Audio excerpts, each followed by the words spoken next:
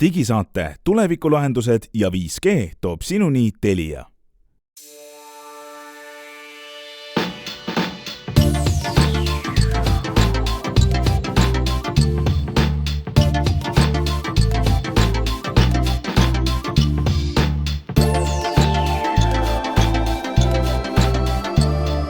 Tere, head kuulajad, alustab 12. detsembri digisaade, kus on täna 4 osalist. Me oleme Henrik Roonemaa, Hans Lõugas, Glen Pilvre ja Meelis Väljamäe ja räägime sellest, kuidas me viimane nädal oleme kiusanud seda jutuvestjat, keda me eelmine saade juba tutvustasime ka, ChatGPT-d, tehisintellekti vestluskaasast ja jagame ka kogemusi, millest ta üllatab ja rabab ja on eriline. Räägime teisest tehisintellektist, mis aitab piltidega, siis kuidas Apple lubab nüüd krüpteeringut laiendada uutesse seadmetesse ja väga veidrast käekellast, kõrvaklappidest ja võib-olla mõnest muust uudisest veel.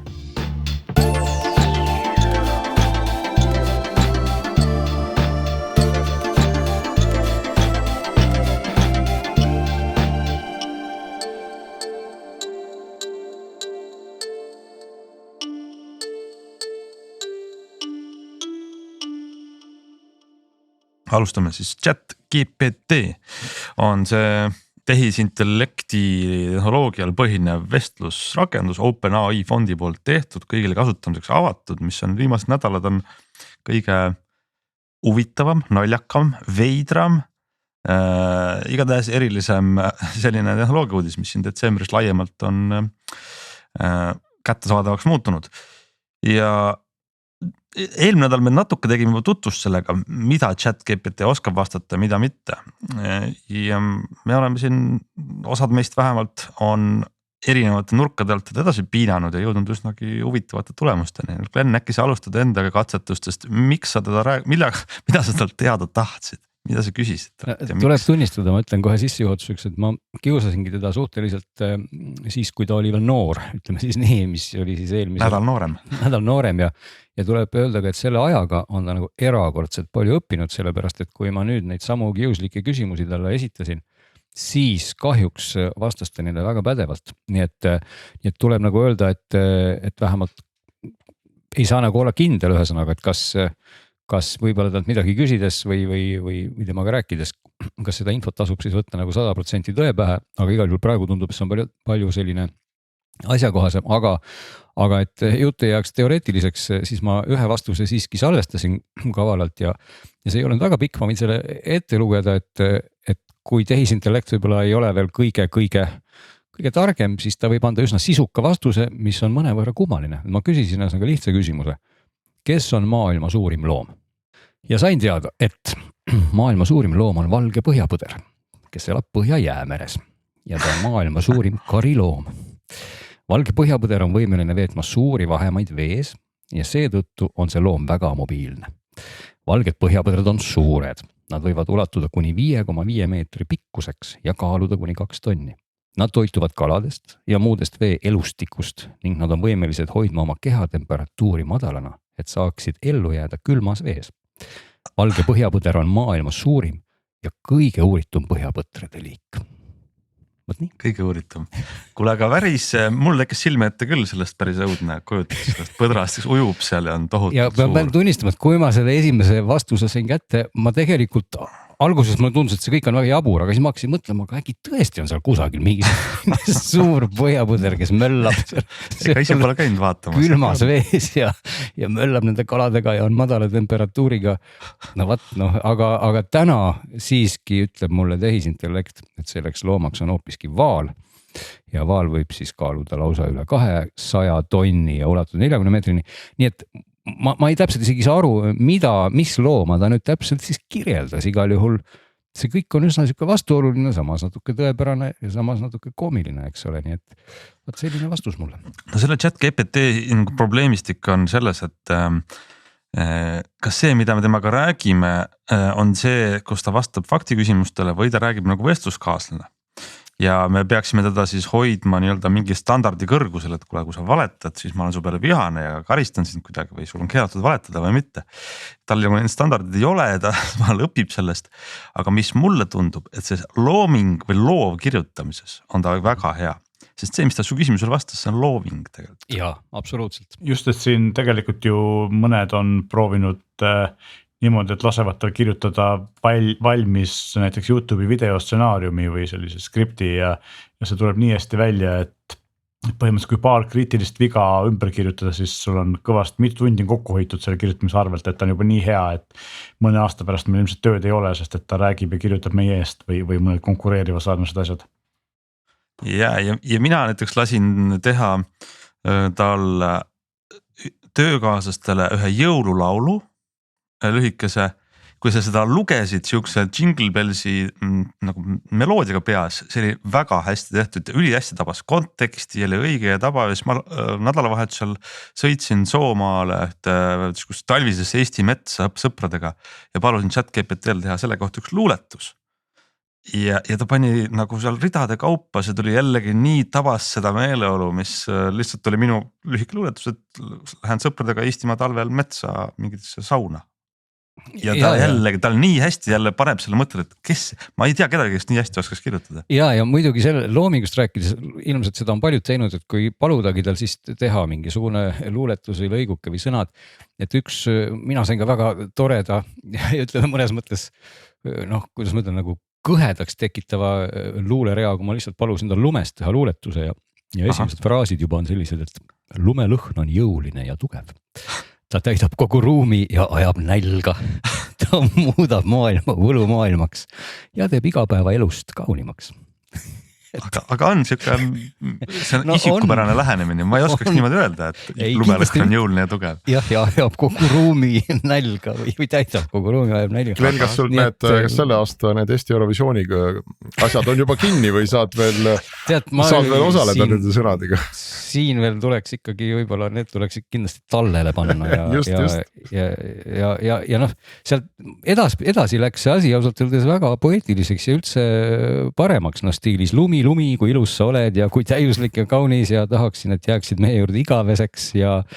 lihtsalt sinna rütm taha palla. Ja saaksime sinu ilu nautida igal aastal, et ta sattus väga hoogu ja tegi sellest lumest ausalt väga pika luuletuse ja muidugi mina olen ka kiusanud sellega, et kas ta palun võiks mulle mõnele küsimusele vastata ka jah või ei ja ilmselgelt ta ütleb jah ja siis järgneb sellele väga pikk selgitus, miks ta ikkagi ühe sõnaga kaugeltki ei piirdu. Kuulge, aga mind huvitab, kolleegid, te olete siin kõik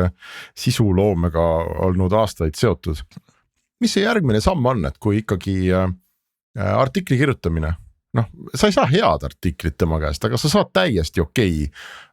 iPhone'i testi või mingi kolumni või et kui see küsimus ongi, et mis on hea artikkel, eks ole. Nojah, et enamus inimesi ka ei vaja head artiklit. Ja vaadates, kui palju kirjutatakse keskpärast artiklit, clickbaiti, siis selleks ta on ju ideaalne. Just, täpselt. Ma mõtlen ka nagu sama rada mööda, aga ma arvan, et esimene asi, mis tekib, on see, et kui sa loed lehest, et artikli on kirjutanud ajakirjanik X, on ju, siis me tegelikult enam ei tea, et kas ajakirjanik X, kui palju ta sellest kirjutas, et kas ta näris harilikku ja öö otsa oli üleval ja siis sündis artikkel või ajakirjanik X palus seda teha AI-l, eks ole, ja paneb lihtsalt oma nime juurde, et AI-l täna ei ole nime, et teha näiteks uudisteportaali, mis oleks täis ainult tehisintellekti artikleid. Seetõttu erinevad sisuloojad, erinevad üldse loojad, ükskõik mis ma arvan žanris, mida see AI suudab teha. Täna lihtsam kirjutada sinna alla Henrik Roonemaa ja saata ära, eks ja ma võin neid vorpida nagu 16 tükki päevas. Et ma arvan, mida see toob on see, et esiteks me esimese asjana me ei saa enam olla kindlad, kas päriselt see inimene, kes väidab, et ta on selle loonud või ta läks otseteed ja teiseks mulle tundub, et kuna seda tehisintellekti genereeritavat pastat on nii palju, seda on nii lihtne võimalik teha, siis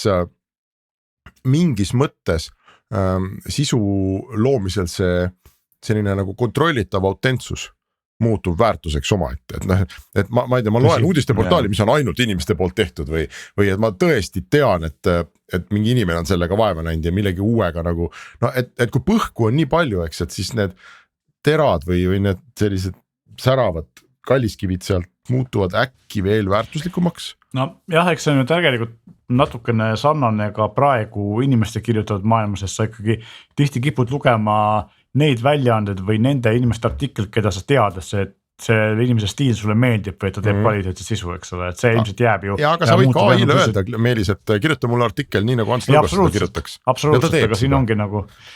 küsimus selles jah, et kui palju see on eristatav siis sellest, mida see konkreetne inimene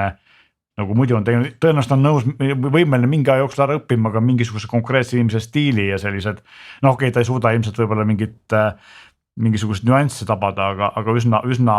jah, täpselt võib ta pihta saada, mitte küll praegu, aga võib-olla mõne aasta pärast, eks. Ja tegelikult asi ei ole, ma muudaks su küsimust, et mis tulevikus saama hakkab, vaid see on tegelikult olevik. Ma tean juba inimesi, kes kirjutavad, töökeel on inglise keel, peavad kirjutama siis sellist, kuidas öelda, mis ei ole nagu uudis ega looming, vaid sigem mingi oma valdkonna põhine, ma ei tea, näiteks siis mingi teadaanne, uudiskiri, blogipostitus, mis on nagu või uudistes on see uudisagentuur näiteks vanasti oli, et sul on siuke üsnagi ennustatava sisuga ja tegelastega ja valdkonna spetsiifiline tekst. Ja nad kasutavad mitte seda ChatGPT-d, aga OpenAI see tasulist kontot, mis kogub sulle konteksti, loob sulle selle põhistruktuuri, teeb 95% tööst ära, sina paned siis sinna mingisugused nüansid, eripära ja mis viibki sinna, mis inimese mõte jääb siia, et leida siis midagi unikaalset, uut, erilist, sest et kõike muud oskab ta juba piisavalt hästi teha ära, piisavalt korralikult. No ma võiks siia lisada võib-olla, et olles just ise puutunud kokku ikkagi muusikalise sisu loomisega, siis see on ka ju täiesti tänapäev, et see aeg, kus ma piltlikult võtsin viiuli ja hakkasin siis noodikirja sellega kirjutama või klaveri või mis iganes pilli, siis selle asemel täna on noh, kas lugematult, aga juba piisavalt palju tehisintellektseid lahendusi, mis teevad sulle akordidest harmooniaid, mis genereerivad sinna peale viisi. Sinu ülesanne on lihtsalt öelda, kas see sulle meeldib. Sa võid anda mingi kriteeriumi, et tee kurvem viis, tee natuke pikem, tee rohkemate nootidega viis. Sa võid ka sinna panna sõnad ja kui sa oled selle viisiga rahul, sa võid midagi muuta. Ja see ongi lugu ja sealt edasi sa ei pea ka otsima neid pille sellisel kujul, et näed, ma nüüd mängin trummi ja löön mingid muud asja sinna kõrvale, vaid need kõik on ju nagu Lego klotsid, nad on nagu tükid, sa võid minna ka nii-öelda sellisesse nii-öelda loopide või kuidas ma ütlen, eesti keeles head sõna ei ole, maailma, kus sul on juba valmis nagu muusikaklotsid, sa võid neid tõsta kokku, laduda igat pidi, võid öelda sellele viisigeneratorile, et palun tulista mulle siia peale midagi, ta tulistab sulle sinna 10, 100, mis iganes varianti, sa kuuled, kas see sobib, sa võid ka laulma panna piltlikult arvuti, eks ole, või teise samasuguse nagu virtuaalse laulja, kes ei ole päris inimene ja nii edasi, sa võid oma häälega laulda, sa võid olla absoluutselt viisipidamatu, sa võid sellega tekitada sinna kõik täpselt nagu sa tahad, panna selle ideaalselt paika. Et see kõik on tegelikult täna olemas, et inimese osa selles pigem ongi just see, et sa nagu Ants ka mainis, et sinna peab jääma nagu mingi säde, sinna peab jääma mingi eristuvus, sest see võimalus on täna kõigil. Ja keegi, kes oskab siis seda keskkonda nagu enda kasuks nagu kõige paremini nagu tööle panna piltlikult, kes teda saab selle õige tulemi kätte, see on meil täna siis nagu nii-öelda võitja jutumärkides, aga muidugi see maailm läheb järjest rohkem ju sinnapoole, et see läheb järjest paremaks see generaator ja järjest paremad tulevad need tulemused ja iseenesest see nii-öelda latt tõuseb mõnes mõttes kogu aeg justkui kõrgemale, aga teistpidi muudab see latt ka õudselt paljude inimeste, väga paljude inimeste jaoks võimalikuks osaleda mingisugusel alal, luua midagi, mida nad tegelikult üldse põhimõtteliselt ei oskaks. Et noh, muusikaga ongi see täna jõudnud ka sinnamaani, et kui vanasti oli eelkõige oluline pillimäng ja lauluoskus, siis täna need omadused tegelikult, noh, ma ei saaks öelda marginaalsed, aga mõnes mõttes on. Et põhimõtteliselt inimene, kes üldse pole sellega tegelenud, võib ka saada väga kuulsaks ja teha väga, väga head produktsiooni, väga head sisu luua ja meeldida väga paljudele, olgugi, et tal neid oskusi enam ei ole, eks ole. Versus 200 aastat tagasi, kui Mozartid ja Bachid ja kes iganes või rohkem siin möllasid. Aga vaata, siis Glen paistabki siit tegelikult selline tõde hakkab, mulle tundub vaikselt kooruma, eks, et see tehisintellekt ei ole võib-olla niivõrd nagu asi iseenesest või selline maailma muutev mingi täiesti uus asi, vaid ta on üks järgmine tööriist. Ja ütleme, kui sa vanasti olid jube hea kraavikaevaja ja kaevasid paremini ja kvaliteetsemalt ja sirgemalt ja tasasemalt kui kõik teised, eks ole. Ja siis, kui millalgi tuli ekskavaator, siis ei ole nii, et kogu maailm on kraave täis kaevatud, sest ekskavaator on olemas, eks, et igal pool ongi ainult kraavid, vaid need oskused, mida on vaja kraavikaevajalt, need muutusid. Ja kraavikaevaja jõudlus ka muutuseks, ta jõudis päevas nagu rohkem kaevata, aga ka ta tekkis uus tööriist. Ja tekkisid uued nõudmised, et kes see hea kraavikaevaja siis on. Ja ma arvan, et me võib-olla oleme siin tunnistajaks, et selle tehisintellektiga on samamoodi, et ta ega ta oma peaga lihtsalt igavusest, see ChatGPT ei kirjuta mingisuguseid jõulu- ja lumeluuletusi ja ei mõtle välja mingisuguseid valgeid põhjapõtru, eks ole, või kes nad sul olid. Vaid ta teeb seda siis, kui inimene küsib ja mulle tundub, et üks olulisi eristuvaid oskusi tulevikus on see, et kõige kõvem tegija on see, kes suudab AI-lt kätte saada kõige parema asja. Oskus küsida. Ja oskus küsida ja oskus nagu minna oma küsimust täiendavate küsimustega süvitsi ja saada lihtsalt sellelt tööriistalt kõige parem toode nagu tagasi. Just, ma siin vahepeal jõudsin oma vaimusilmas selleni, et siis tekib kindlasti mingisugused reeglistik, et kuskile aktsepteeritakse ainult kirjandus või muusika või ma ei tea, mis iganes videoteoseid, mis on kindlasti inimeste tehtud ja siis võidab see, kes suudab kõige paremini ära petta, et kasutada seda tehisintellekti ikkagi niimoodi, et ta ei saa aru, et ta kasutada. Seda võib olla küll, aga... Ja siin võib ka tuua lihtsalt paralleeli kohe kas või ütleme malemänguga, kus ju ammu on see dopingu alla liigitatud selle kasutamine, eks ole, nii et mõnes mõttes on see nagu äraspidine olukord, et tehisintellekt hakkab tegema mingeid valdkondi tõhusamalt. Ei no muidugi. Ja romaani kirjutamine on nagu trükimasinaga ja tegelikult ka arvutiga ja tegelikult ka õigekeelsus mingit kontrolli ja igasugu muud tarkvara kasutades romaane võib kirjutada, eks ole. Ei ole kuskil kirjas, et sa pead ainult hanesulega, et see on õige ja me ei võta vastu siia romaani võistlusele, kui see pole hanesulega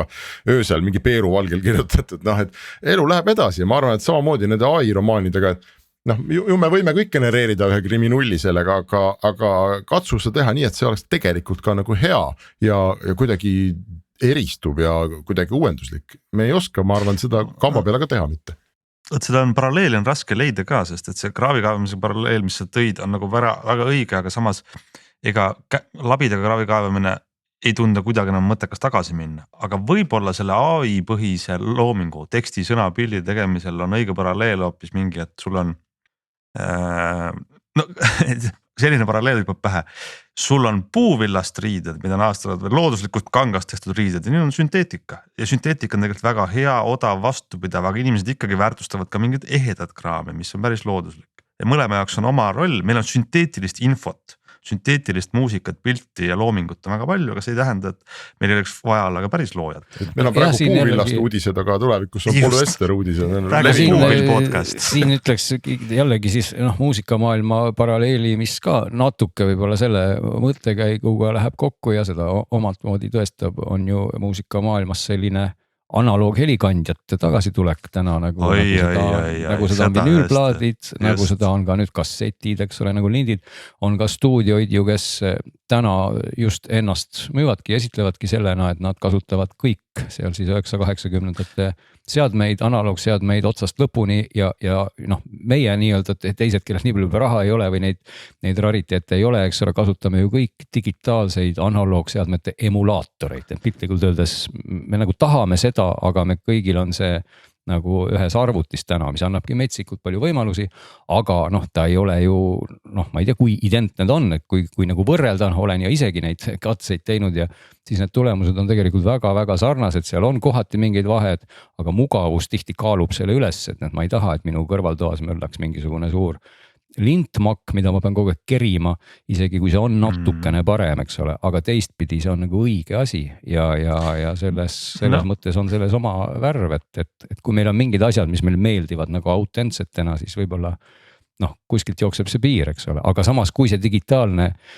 maailm, tehisintellektne maailm on ikkagi 99,9% sama, siis kahjuks ei ole sellega võimalik tegelikult võistelda või isegi parem, eks ole. Jaa, igatahes on see... Ma ütlesin, et tegelikult kes kuulab ka digisaadet, et seda sama Glenni võrdlust tuues, et see kuuleb legendaarset TubeTechi kompressorit seal mis on üks sinine kast mis maksab tuhandeid ja tuhandeid eurosid ja loomulikult mul seda ei ole, aga mul on tarkvara, mis maksab on ju, ma ei tea, 10 või ma ei tea, mitu korda vähem ja noh, teeb peaaegu sama töö ära, mina olen jube rahul, aga Hansu nagu riiete võrdlus, see ikkagi sa kuulutasid selle võrdlusega maailmale halba, sest mul tuli just meelde, ostsin hiljuti poest jope ja olukord oli selline, et lihtsalt õues oli ootamatult külm ja ma ei olnud arvestanud sellega, et temperatuur õhtul siin võib kukkuda ka alla 10 kraadi ja olime reisil siin Madridis, kus oli tõesti külm ja siis ma astusin poodi Peatänaval, noh täiesti normaalne tegelikult Keti brändi riidepood, eks ole, kiirmood ja ma sain voodriga, kaputsiga jope, uus, kõik, ei olnud alla hindlust mitte midagi, lihtsalt leti hind 17 eurot ja see on noh, ta näeb välja nagu jope, aga ta on igatpidi nagu tegelikult väga halb on ju, et ta ei pea vett ja ei pea tuult ja noh, aga midagi ta ikkagi on, ta on uus jope, polüestrist, ma ei tea millest kõigest ja samasugune mingist normaalsest materjalist jope oleks noh 10 korda, võib-olla 20-30 korda kallim, eks ole. Ja kampsunitega samamoodi, et sa lähed kiirmoepoodi,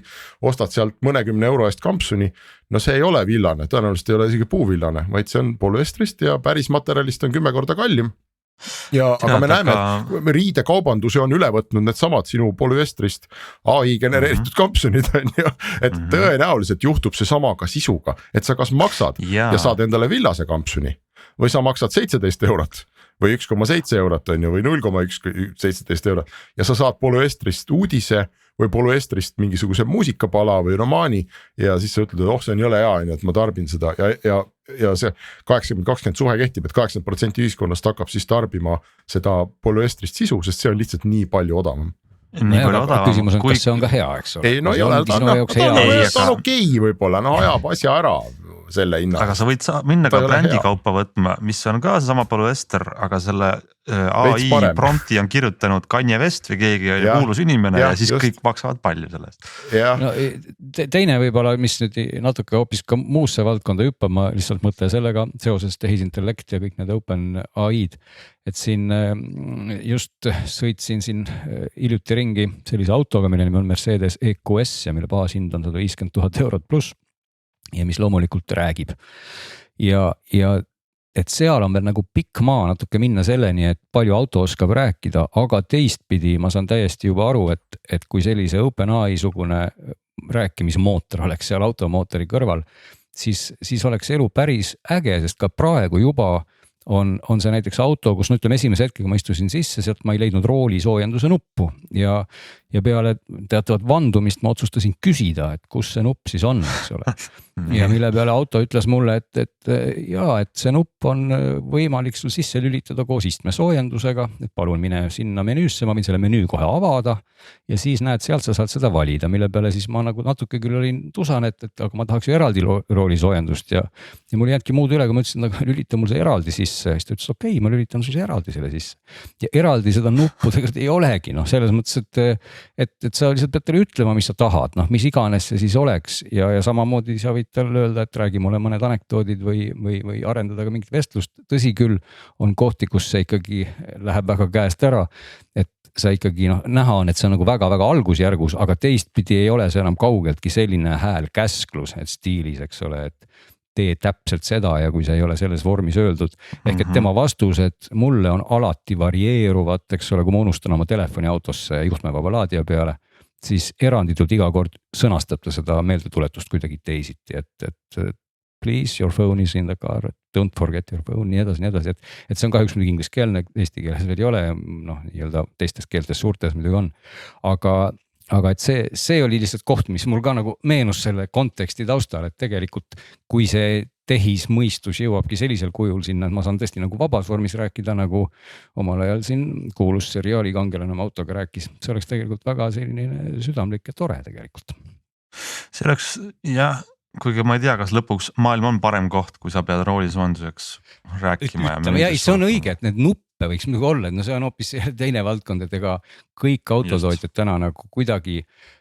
on nüüd langenud sinna minimalismi küüsi, et ikka kõik nupud tuleb ära võtta ja asendada need metsikute ekraanidega, sest et seal autos on ka ekraani pindana põhimõtteliselt sul ühest servast teiseni, eks ole, see on 3 suurt ekraani ja kõik nii-öelda jutumärkides diskovalgust on nagu metsikus koguses ja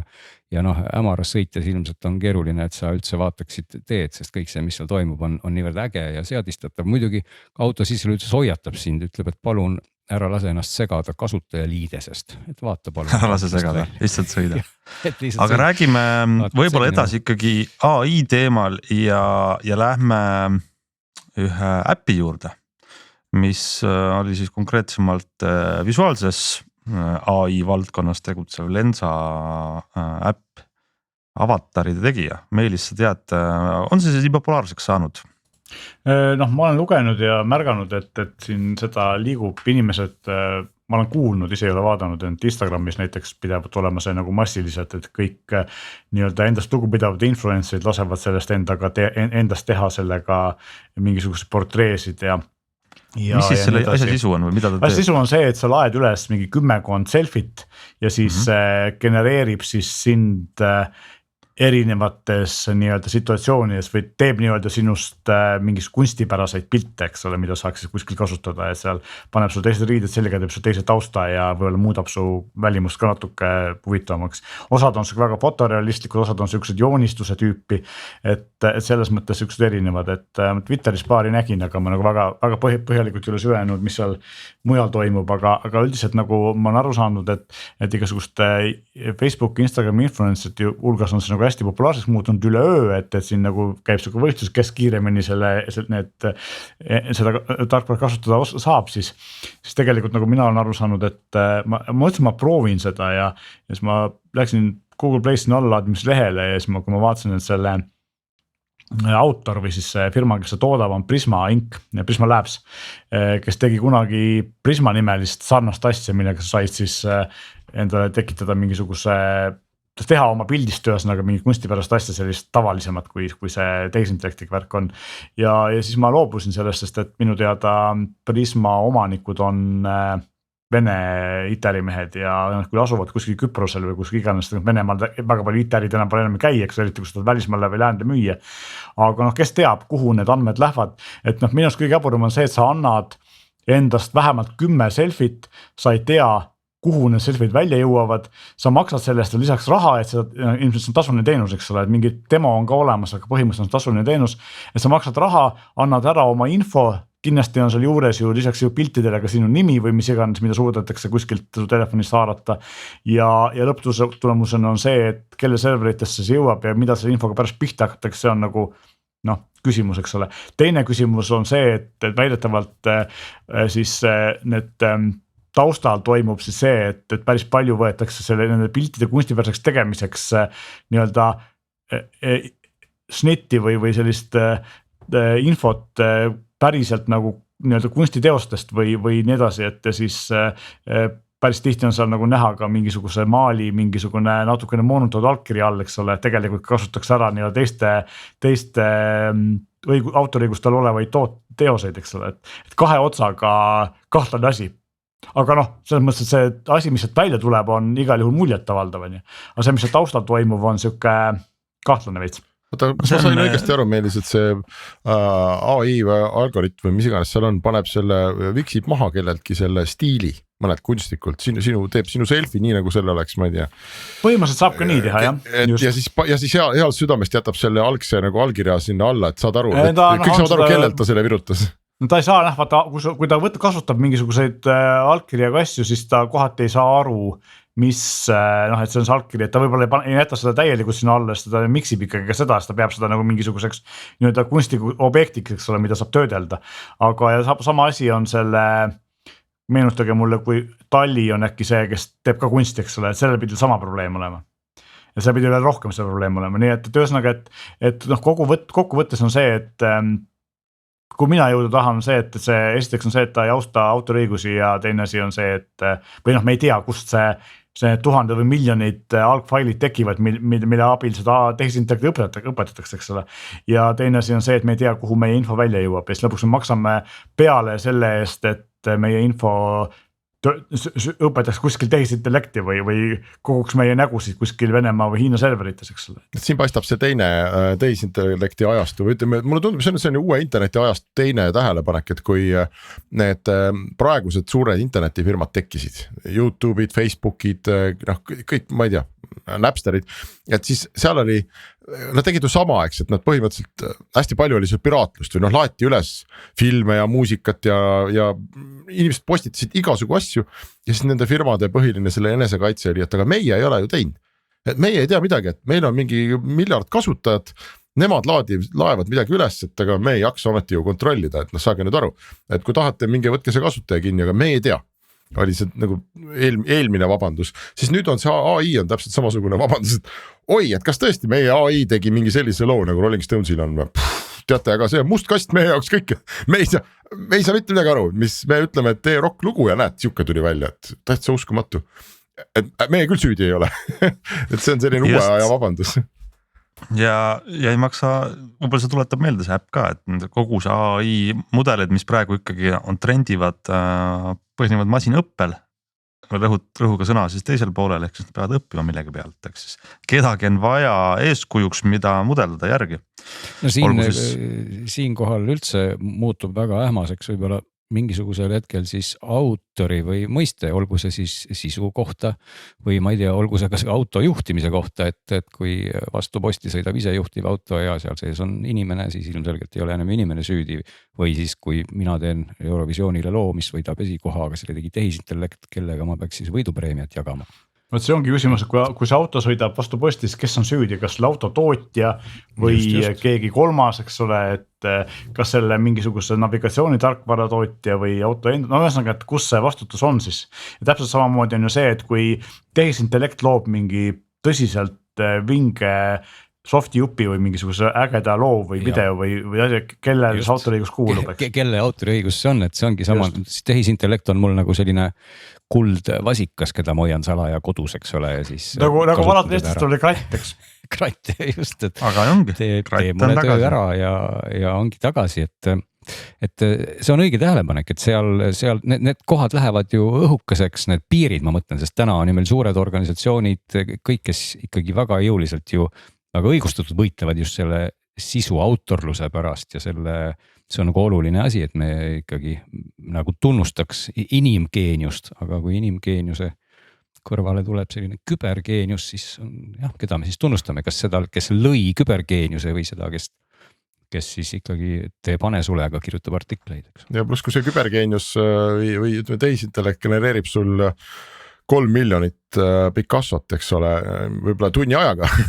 et ja ühel hetkel on need internetis, et kes see kurat jõuab käia ja no üldse järge pidada, kus jälle mingid autoriõigusi rikutud on. See muutub väga veidraks, ma kahtlustan kõik. Ma arvan, et mingil hetkel muutubki kogu see, selles valguses kogu see tööstus tegelikult teistsuguseks autoriõigus sellises kontekstis mõttetuks just selle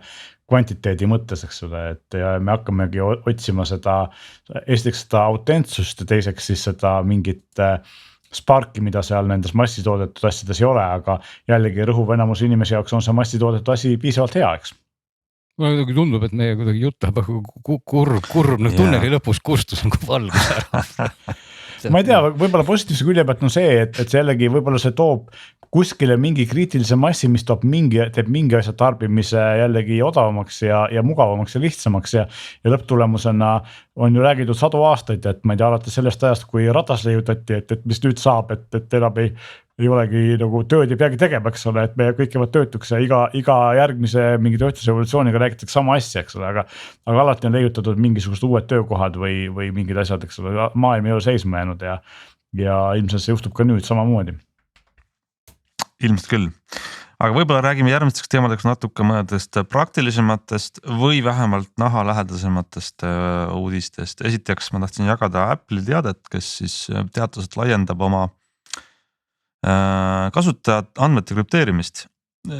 mis jälle võib-olla otseselt igapäevaselt seadmete kasutamist ei muuda, aga näitab firma strateegiat sinna suunas, et need pildid või sõnumid või mis iganes kasutaja andmed, isegi kui asuvad Apple'i serveris, et sealt pealt ei saaks mingi masinaõpet korraldada või keegi mingil muul moel need varastada, sellepärast et uuenduse käigus nüüd krüpteeritakse kõik ka seadmete varukoopiad ja sõnumite varukoopiad, mida näiteks inimene hoiab iCloudis. Varem oli see nagu seni ainus selline nõrk külg sellel, et ma võisin saata teisele iPhone omanikule küll krüpteeritud iMessage'i, mida keegi teine lugeda ei saanud, aga minu sõnumitest jäi koopia Apple'i serveritesse, ma kasutasin varukoopiat, nüüd on siis see lõpeb. Lisaks saab siis peagi ka ennast Apple'i kontosse tuvastada turvavõtmega, siis füüsilise selle security key ehk siis füüsilise turva, mis see eestikeelne sõna on, turvavõti. Aga nii palju, kui ma olen aru saanud, need on opt-in ehk sa pead ise minema kuskile ütlema, et ma tahan, et see nüüd oleks nii, sest kui sa ei tee midagi, siis jätkub ka kõik nii nagu oli, eks ole? Jaa, sul on hästi õigus, sellepärast, et kui nüüd sa valid selle täiskrüpteerimise, siis sa võid oma andmetest ka ilma jääda, kui sa ise oled lohakas. Et see paneb sulle teatava kohustuse ise meeles pidada oma paroole. Kas see on täna juba nagu toimiv asi, et ma võin minna kuhugi seda linnukest tegema või see on mingi asi, mis alles tuleb ja mis seisus see on? Ma saan aru, et selle asi programmi nimi on siis Advanced Data Protection, laiendatud andmete kaitse, mis laieneb iCloudis ja see peaks 2023 jõudma ülejäänud maailma, et see algab Ameerika Ühendriikide kasutajatest. Uue iOS 16.2, nii et meie siin nurgas ootame järgmise aastani ja ka see USB turvavõtme kasutamine peaks järgmine aasta jõudma kasutajateni. Kuigi näiteks paralleelselt Google'il on see juba ammu toiminud ja on igati mõistlik lisandus sellele, et keegi, mis see USB turvavõti tähendab, et kui sa uuest seadmest logid oma kontosse sisse, sul on vaja parooli ja mingit kaheastmelist turvalisust, siis see peab olema füüsiline asi, et keegi ei saa sult ka mingi sõnumiga välja meelitada, et palun ütle oma PIN või see kontrollnumber, mis on väga levinud õngitsusviis, nii et USB turvavõti on võib-olla selline 20 eurone, 50 eurone kingitus oma lähedasematele jõududeks, mis tasub teha või iseendale selleks, et olla kindel, et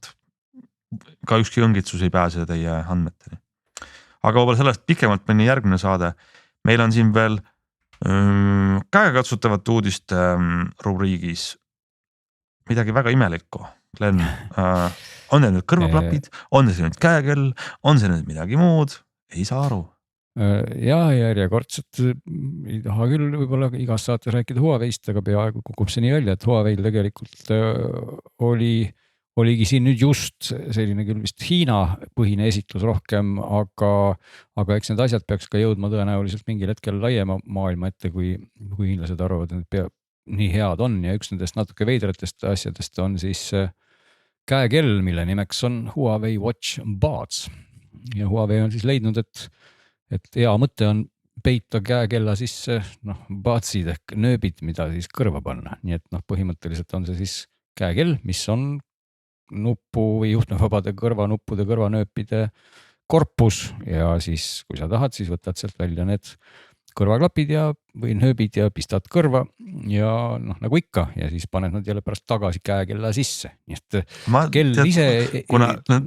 klapid on suuremad kui kell, siis ma ei oska niipidi mõelda. Mul tuleb niimoodi pähe, et mul on see doos, kus ma panen need klapid laadima. Nüüd ma selle doosi tõmban rihmaga käe peale. Seal peale on ka siis ka ekraan kella ajal. No, see võid nii öelda jah, et ta ei ole väga suur, et niimoodi praegu vaadates siin neid mõõte ja kõike on see kell nagu ikka üks nutikell, küll paksust on tal siis 1,5 sentimeetrit, nii et see on võib-olla nagu marginaalselt ikkagi rohkem kui tänaste, tegelikult isegi ma vaatan ei ole, ma vaatan ka tänased kellad on ka üle sentimeetri kipuvad nad kõik olema, eriti suuremad veel. Nii et ta ei ole üldse väga suur ja iseenesest kellana näeb ta välja täiesti diskreetselt kena, et ta ei ole mingisugune, ei ole nagu seda tunnet, nagu sa kirjeldasid, et ma panin selle karbi omale teibiga ümber käe, eks ole, et ta on nagu täitsa kell ja need pisikesed nööbid seal sees on ka täitsa nagu asised, et küsimus on jah, kui mugavad nad on ja kõike seda ilmselt peaks siis nüüd päriselt proovima, kui see asi kunagi võiks kohale jõuda ja ei maksa ta ka nagu ulmeliselt palju sugugi, et see Hiina ühikutest teisendatud hind praegu vihjab siin $400+ ja euro peale, mis on iseenesest täiesti nagu selles mõõtkavas ju täitsa okei hind. Et ei saa öelda, et nagu kontseptsioon oleks ju halb, et aga kui see ei kaalu muidugi üles nüüd ütleme, kas siis helikvaliteedi mugavuse või noh, küsimus on see, et kas ta lahendab mingi probleemi, eks ole. Natuke lahendab mugavust võib-olla, eks, aga minu küsimus on pigem see, et olles mitte neid andmeid vaadanud, et noh, kellas enamus kella paksusest on aku. Ja kui nüüd osa sellest läheb sinna klappide alla, et kas see aku on selle võrra väiksem või kus no ilmselgelt on väiksem, aku mahuks öeldakse praegu olevat 410 milliampertundi, mida, no, mida kella mõõtude kohta väga palju küll ei ole, et kui ma nüüd ei eksi, siis kas Huawei Watch 3 Pros peaks olema lausa mingi 800 milliampertunnine aku, et see on ikkagi väiksem oluliselt, kui sinna nagu jah, nagu sa Meelis ütlesid, mahuks, kui seal ei oleks neid auke, aga ta on suhteliselt suur ja selle aku vastupidavuseks väidetakse täna, et kuni 3 päeva ja kõrvaklapid ise või klapp on nagu vale sõna, kõrvanööbid ise seal sees on siis 30 milliampertunniste akudega ja suudavad siis 4 tundi mängida, seal on ka mürasummutus, aktiivne mürasummutus nendes nööpides, eks ole. Aga millest tuleneb see 3-päevane kestvus, et kui me teame siin, et eelmistel Huawei kelladel on see olnud paar nädalat, mis tähendab seda, et see vahe on väga suur, sest see aku ei ole ju mitu kordas väiksem, võib-olla maksimaalselt 2 korda väiksem. Aga vaata, ilmselt on siin arvestatud mingit keskmist kuulamiskasutust, sest tegelikult see kell ju laeb neid nööpe. Just. Et küsimus on selles, et kui seal nööpides on see 30 milliampertunnine ja ilmselt ma ei ole vaadanud ka seda nende mõõtemetoodika spetsifikatsioone praegu, ilmselt on seal stiilis öeldud, et sa siis, ma ei tea, 3 päeva jooksul kuuled mingi X tundi, et tõenäoliselt see väga palju sõltub sellest, et noh, kella ise saad laadida juhtmevabalt ja need nööbid siis laevad seal kella sees, vot selline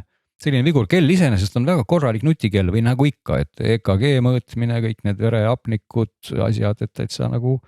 täiesti päris kell, et päris nutikell, et ei ole ainult see karp. Ma põhimõtteliselt, Glen, siis mulle tundub, et see on selline Huawei, ma ei tea, mis iganes sõrme näitamine Apple'i ja teiste poole, et noh, et kuulge, et me võime põhimõtteliselt nagu panna oma kella sisse klapid. Meil aku peab ikka 3 päeva. Et noh, te võiks nagu võib-olla teha oma nagu kellad põhimõtteliselt kõrvaklapi nööpide ruumala võrra väiksemaks. Umbes nii, jah. Me tegime, et noh, kui ma ei tea. see on kahtlemata võtab nagu natuke mõtlema, et täpselt kuidas üks firma siis niimoodi möllab ja noh, ekraan AMOLED, kõik on korralik ja Huawei näitas tegelikult teist võib-olla mitte nii siis kummalist toodet, aga mõnes mõttes ka, et nimelt siis selliseid noh, päikeseprillide mõõdus nagu prille, mis siis lihtsalt tekitavad sulle sellise 120 tollise suure ekraani, mille pealt siis vaata oma asju ja nii lihtne see ongi, et OLED ekraan Full HD on seal sees, nii et sulle selline personaalne televiisor, et see ei ole mingisugune VR seade, eks ole, et see on lihtsalt suur ekraan, kui sa kusagil istud, ma ei tea, rongis, bussis, võib-olla Hiinas on see probleem võib-olla palju suurem, et hästi palju inimesi istuvad hästi väikestes kohtades. Ja siis on neil kõigi need prillid ees ja on hästi suured ekraanid seal väikestes. Kui need prillid ise on pisut pisikesed ja kui see pilt on pisut hea, siis miks mitte, et tegelikult ju selliseid ekraaniga prille on tehtud päris ammu. Aga vanasti oli see, et resolutsioon oli päris nutune, eks ole, noh, ajad on edasi läinud, et tänapäeval saad sinna ilmselt mingi Full HD pildi ilusti ette manada. Ja, et noh, nimi on Huawei Vision Glass ja OLED ekraanid. Et noh, ka see on üks nendest toodetest natukene, mille kohta võib küsida, et kas ta nüüd lahendab mingid probleeme, sest nagu sa Meelis ütlesidki, neid väga ammu on neid olnud olemas, aga nad on kõik olnud piisavalt udused, suured, ebamugavad ja kõik see kokku tähendabki, et ei ole neid nagu massiliselt. Eks ta tegelikult lahendabki ju mõnes mõttes seda, et on siuke üsna mõistlik reisilahendus inimeste, kes tahaksid vaadata suuremat ekraani kui nende telefoni või tahvli ekraan, eks ole, siis ja piisavalt diskreetselt või nii, et teisi inimesi häirimata, siis kuskil rongis või lennukis on võib-olla tõesti. Ja noh, mõõtude koha pealt on siin 2 millimeetri paksused ja kaaluvad 112 grammi. Nii et, no kui ma vaatan neid pilte, siis tegelikult nad näevad ju välja nagu keskmisest natuke suuremad päikseprillid, eks. Jah, just, et täitsa tundub ka ikkagi huvitav vidin, mida võiks proovida ja samamoodi nagu kell on samas hinnaklassis ka, et seal 400 pluss siis meie rahaühikutes võiks nad siis hakata maksma ja no Hiinas saab neid juba osta nüüd jõuludeks, aga ilmselt siit veel mitte. Ja ma korra mõtlesin veel nende klappide peale. Ma ei tea, kas sa oskad seda kommenteerida, Glen, aga ma kahtlustan, et see aku vastupidavus, mida ka Meelis küsis, see tõenäoliselt tuleb Huawei sellisest arvestusest, et keegi meist ei jaksa nii palju järjest neid nööpe kuulata, et need läheks tühjaks. Ehk ma arvan, et need nööbid ise tegelikult toimivad selle kella akuna mingis mõttes. No nööpides on tegelikult aku nii vähe, ütleme see 30 milliampertundi. See on nii 10% vähem veel sellest kella enda akust, mis oli 400, et ja ma mõtlesin, et muidu panete kella sisse, et sa teile laevad tagasi, eks või et saab kasutada nagu ühendatud anumatena neid kahte. Ei, ma saan aru jah, aga mulle nagu tundub, et see on selline, see on nii vähe, et see annab. Mina julgeks öelda, et isegi üllatav see numbrid, mida sa siis ennem rääkisid, et 410 oli vist see ja sa rääkis midagi 800 seal mingil teise kellal. See oli juba see vanem kell. Jah, et need on tegelikult üllatavad numbrid, siis ma tean, et näiteks Samsungi Galaxy Watch 5 Pro, mis on siuke, millest olete kõik näinud vähemalt pildi pealt, siuke üsna paks kell, eks ole, see selle aasta väidetun spordikell, mis on esimene Samsung kell, mis siis 3 päeva või 2-3 päeva vastu peab ja sellel on Samsungi seni kõige suurem aku, mis on 590 mAh ja tavalisel Galaxy Watchil on ta ka sinna 400 mAh kvanti ja see pisemal nendel, mis on siis nagu 40 mm hästi pisikesed kellad, kõige lihtsamad neil on ju alla 300 mAh lausa, nii et tegelikult see on üsna suur aku isegi nüüd, kus need klapid seal sees on. Võrreldes konkurentidega mõtlen just. Apple Watch 7 peaks olema 309 selles väiksemas. Ma ei tea, palju suuremas on ilmselt natukene rohkem. Ja ei ongi Huawei see aku maagia võti ongi kahes asjas, et suhteliselt suure aku on nad oma kelladesse pannud ja loomulikult on see opsüsteem neil ei ole siis võib-olla nii nutikas, et see on nüüd ka Harmony baasil, eks ole. Et aga samal ajal on see opsüsteem tõepoolest erakordselt nagu säästlik ja teeb oma spordiasju hästi ja ajab sinu südame jälgimist hästi ja selle arvelt siis peabki. Kokkuvõttes ongi see, et suurem aku ja vähem nõudlikum opsüsteem ja võrdub siis pikk aku vastupidavus. No huvitav, eks lõpuks oma silm on kuningas, kui selline seade, kus meie maale peaks jõudma. Henrik, sul on midagi rääkida ühest hiirest. Jah, kui see on hiir. Alustasime siin tohutult mingit filosoofiliste ja maailma muutvate AI-dega ja nüüd me oleme jõudnud lihtsalt hiireni, aga ma ei tea, ma eeldan, et see on meie saate viimane teema ka, et ma saan siis, lõpetame siis ikkagi väga maalähedase. Ma lihtsalt ostsin üle tüki aja uue hiire, üle mitme aasta. Ja nii palju, kui ma hiire olen katsetanud, minu lemmik hiir on kogu aeg töö tegemiseks, on olnud Logitechi MX Master. Ja mul oli selline nagu MX Master 2S, nii mul on MX Master 3S, mis on peaaegu identne. Seal on natukene kaaluvahe ja natukene siin erinevate mõõtmete vahet, aga see loogika, et milline see hiir on, kuidas ta käes istub, kus need nupud on, see on kõik sama. Mulle lihtsalt meeldib, et ta on, ma ei tea, minu käe järgi väga hästi tehtud, ma saan teda väga pikalt kasutada, nupud on väga head. Aga miks ma peamiselt ostsin oli see, et mul lihtsalt ei ole enam eriti mikro USB kaableid ja ma ei viitsi kogu aeg hiire laadimiseks minna kuskil otsima kapi sügavustest, sest seda vana ma pidin mikro USB-ga laadima, uus on USB-C, aga selle käigus ma avastasin, et selle uue hiire kõige suurem uuendus on see, kui vaikselt ta nupud käivad. Ja siis ma avastasin, kui pagana hea on, kui su hiir ei tee häält. Ehk ma korra klõbistan oma eelmist hiirt siin. Ma ei tea, kas te kuulete? Jaa, on kuulda. Ma panin ta nagu täitsa mikrofoni juurde. Klippa käib. Nii, ja nüüd ma teen seda sama. Ma loodan, et see mu uus hiir ei vajuta. Ma lülitan ta välja. Nüüd ta vajutab mingine head aega nupule. Nii, ja ma klõbistan oma uut hiirt. On midagi kuulda? No väga vähe on kuulda. Klappidega me siit kuulame, aga jah. Ja see on ka siinsamas toas istudes ja kogu aeg hiirega tööd tehes, tänapäeval ongi klõp, kogu aeg käib. Siis alguses ma sain aru, et see on raadiosaadete salvestamiseks väga hea, kui sul kogu aeg mingi klõbin taustaks ei käi. Aga siis ma sain aru, et see on ka lihtsalt töö tegemiseks hullult mõnus. Et sa teed tööd, asjad toimuvad, eks ole, hiire kliki vajutused muudkui käivad, aga sa ei ela selles pidevas klõbina keskkonnas ja nüüd ma sain aru, et ainuüksi see, kui vaikne see hiir on seda umbes 100 eurot väärt, mis ma tõesti maksin, nii soovitan. Eriti oluline on see tegelikult kas kodukontoris või siis väiksemates kontorites, kus on tiim kõvasti kokku pakitud ühte ruumi. Mingi hull kogu aeg klõbistab. Me just siin tegime töö juures sellist kingisoovituste asja, üritasime kirjutada ja siis üks kolleeg ütles, tema käib koolis ja siis kuskil seal loengus, eks ole, kui üks kaasüliõpilane oma õhtul tööd hakkab tegema seal loengus ja siis oma hiire välja võtab ja see kõrval klõbistab meeletult, siis tal tekkis küll tunne, et ma ostan sulle hiire, kingin sulle jõuludeks uue hiire, et vaikseb. Aga tegelikult on see päriselt nagu trend, et põhiline innovatsioon lisaks kiirusele viimasel ajal hiirtes, eriti kontorihiirtes just ongi see, et nad lähevad vaikseks, ehk siis selline võidujooks sellele, kes suudab teha kõige vaiksemate nuppudega hiire on tegelikult päriselt käimas ja kõik suuremad tootjad sellele panustavad ja see on väga teretulnud nähtus. Aga kui sa juba siin hiirtest võtsid jutu üles. Korra tahtsin küsida veel hiire kohta, et kas ei anna ikkagi midagi puudu sellest klikist, kui su klikk tegelikult ei olegi klikk, vaid on mingi ja see on huvitav küsimus, alguses tundus, et ma nagu ei tee, et kas ta üldse läheb läbi nii-öelda või et kas töötab üldse, aga ei, see nupuvajutus on nii hea, et ei ole mingit küsimust. Ja hiirest käib väike plõks nagu läbi, et sa tegelikult käega nagu tunned, et ikkagi midagi, ta ei ole selline nagu, sa ei vajuta nagu mingit kartuliputru, eks ole, et sa ikkagi, sa tunned, et tegelikult see klõps käib, aga seda lihtsalt pole kuulda. Et ühesõnaga minu selline vahele segamine oli seotud täitsa puhtult personaalküsimusega, et Henrik, sa mainisid seda Logitechi MX seeria hiirt, kui ma õigesti mäletan, siis need olid sellised legendaarsed hiired, mis olid nagu väga hea vormiga, et see oli käes nagu lumepalli oleks teinud ja siis see ongi sinu hiir. Küll aga siis, kui ma oma nagu arvutindusega kolisin Maci peale, siis loomulikult tuli sellega kaasa Apple'i maagiline hiir,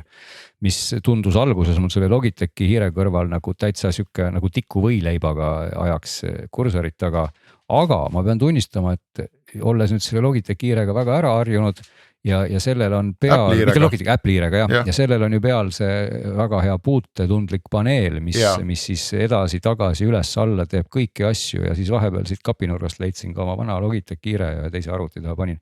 Ja ma pean nagu tunnistama, et see Logitechi hiir tundus nagu käes küll endiselt väga mugav, aga funktsionaalsuse osas oli ta nagu ma oleks traktoriga proovinud ringrada sõita, et see maagiline hiir, Apple'i oma lihtsalt oma funktsionaalsust on nii palju ägedam, et minu küsimus on nagu pigem sihitud sinna, et kui ma nüüd täna ostangi sellise tavalise hästi kätte sobiva hiire, kas on ka pakkuda selliseid asju, kus puuteplaat on sinna hiire sisse niimoodi integreeritud? Need on, aga ega nad ei ole tegelikult selle Magic Mouse'iga võrdväärsed ja mina olen mõlemad kasutanud ja see on jällegi nagu harjumuse küsimuseks olnud, nagu sa ütlesid, et mina ma kasutasin piisavalt vähe ka, et mina ei suutnud seda Magic Mouse'iga harjuda. Mul on ka, ma olen selle MX-i fänn, et mul on siin on üks vanem Performance MX ja töö juures on mul see MX Master 2S, mis nendekul enne oli. Natukene valjude nuppudega, aga väga hea hiir ja minul isiklikult mul ei ole rohkem vaja, mul on vaja, et oleks hea rull, et oleks mugav käes, et oleks edasi-tagasi nupud, eks ole siis. No võt sellel Magic Mouse'il tegelikult ju see puutepaneel asendab seda rulli täielikult, eks ole. Et tuli nendel nii-öelda Logitechi hiirtel see rull oli vist mingil hetkel selline, et alguses oli see rull nagu ka selline, käis niimoodi nakk, aga sa võisid selle rulli kuidagi lahti ühendada. Ja mul on samamoodi 2 režiim, eks ole, nagisev ja mitte nagisev režiim. Jah, et see põhimõtteliselt rattarežiim nagu oli enam-vähem võrreldav selle maagilise hiire kogemusega, aga selle minu segase jutu küsimus oligi see, et kuna see maagiline hiir tõesti tal sellist käesõbralikkust nagu sellisel kujul üldse ei ole, aga teistpidi on tal jube hea funktsionaalsus, et võib-olla oleks aeg, et oleks ka olemas äkki selline hiir, kus need mõlemad on hästi kokku pandud. Ja selle koha pealt, mis puudutab puutepaneel, siis me teame, et sellistel väikestel vidinatel, et Apple on seal ikkagi nagu peaaegu ees, eks ole, teistest. Kui me vaatame touchpad'e ka, eks ole, selle arvutit. Aga selles mõttes jah, et mulle need Logitechi hiired meeldivad ja ma olen vahepeal mõelnud, et äkki peaks proovima hoopis mõnda sellist nii-öelda ergonoomilist, eks seda, kus mu käsi on nii-öelda vertikaalselt, mitte horisontaalselt, eks siis püsti kasutatud hiirt, et Logitechil tuli ka sel aastal 2 sellist uut välja ja minu teada on ka konkurentidel neid olemas, nii et võib-olla oleks see hoopis parem. Siis peaks neid katsetama ja proovima muidugi. Just. Aga võib-olla siis võtamegi selle endale sihiks järgmiseks nädalateks või aastaks, sest et ega meil selle aasta saateid on veel jäänud 3 tükki sellesse aastasse. Tänaseks ütleme kõigile aitäh kuulamast ja oleme teiega tagasi järgmisel nädalal.